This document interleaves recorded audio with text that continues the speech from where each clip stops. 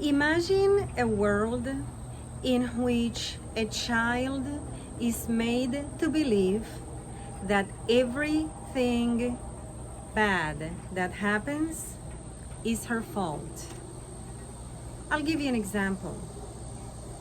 When I was growing up, I would ask my mom, let's go do some core exercises, some stomach exercises for a flat belly. And she would say to me, no, I can't. I cannot exercise. And I would say, why? She says, I have a hernia. And I would go, oh, a hernia? And does it hurt? Oh yes, it does. And I would say, what caused it? And she would say, giving birth. Or imagine being an older daughter and asking your mom, if things were so bad, if dad was so abusive, why did you stay? Why didn't you leave? Why didn't you get divorced? Why didn't you separate? And she says to you, because of you, children.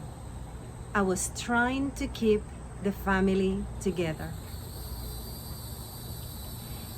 These are so devastatingly bad for a child that is not even real. I don't think that I have to explain to many of you watching this video what that will do to a child.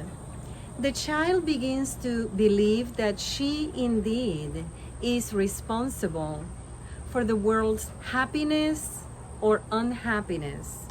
So she tries to keep the peace, and she believes it is her fault when something around her, something that is bad, happens. When in reality, you and I as adults know that nothing is further from the truth. Everyone is responsible for her own happiness or her own misery.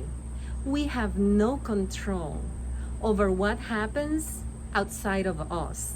We can only react to what others do or not react, but we have nothing to do with the doing. The most pervasive thing is when your siblings have been indoctrinated to see it the same way. Being at a restaurant, sitting down having dinner among 10 or 12 people at the table, one particular person, very well acquainted to my sister, was also there. And she was behaving a little bit unflattering for her, I believe. She was maybe asking questions which might have been inappropriate maybe for the occasion, a little bit invasive in nature.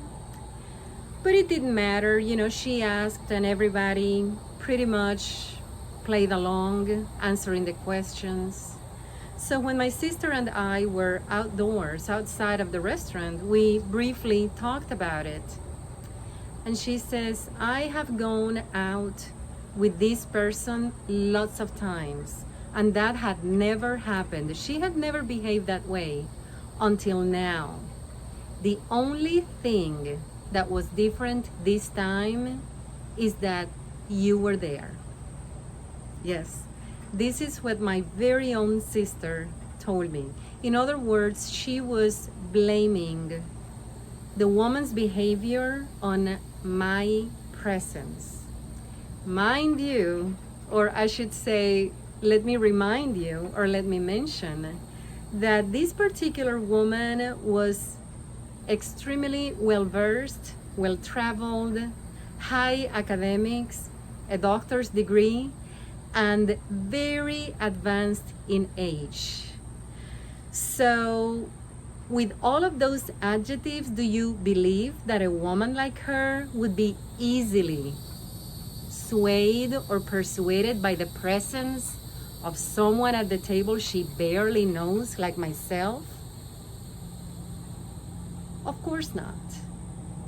But my sister came up with that because it is the indoctrination of these children in these type of homes where they learn how to treat the siblings. In these homes, there's no genuine goodwill towards the others, and there's always an ulterior motive, and it's about, number one, themselves. And these are the homes that are fostering narcissistic traits in that family unit. Just remember, we're not responsible ever for anyone's mistakes, bad choices, behaviors, or just plain life. People create their own misery and their own happiness.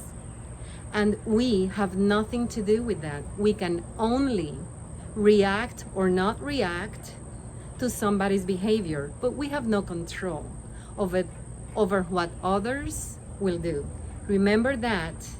And if you sustained trauma, remember, I have books and I write a lot about the things that I did to protect my peace and to find a different type of happiness. Have a great rest of the week and come back to see me next time on my YouTube channel.